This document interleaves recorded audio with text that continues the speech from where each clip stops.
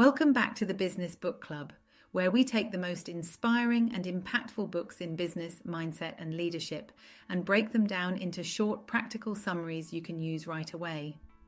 Today, we're diving into You Can't Hurt Me by David Goggins, a book that's part autobiography, part mental training manual, and all about mastering your mind to achieve what most people think is impossible.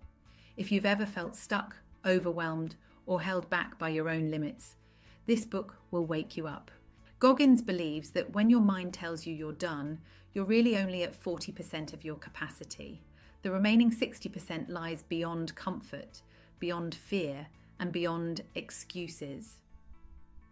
This idea came from his time as a Navy SEAL, where he learned that the human body can endure far more than the mind initially allows. Think about that in business or life.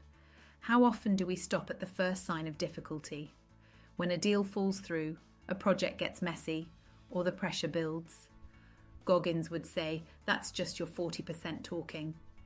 Pushing through that barrier, even just a little further, is where growth lives.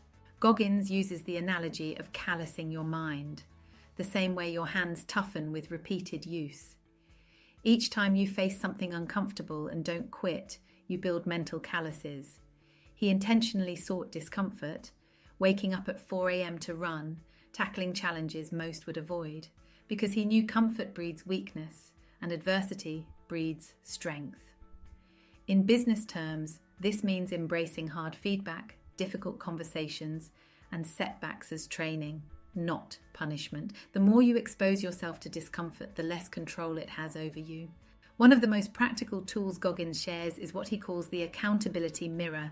Each morning, he'd look himself in the mirror and confront his excuses head on. He'd write honest notes, things like, "You're being lazy," or "You said you'd start, so start." It wasn't self-criticism, it was radical honesty. In a world full of filters, distractions, and comfort zones, the accountability mirror cuts through the noise. If you want to grow, personally, professionally, physically, start with honesty. So, what's the one truth you've been avoiding? That's your next challenge. Goggins developed what he called the taking souls mindset, using negativity or doubt as fuel.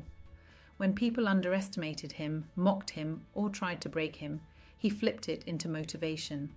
In business, this translates beautifully. Every no becomes a spark.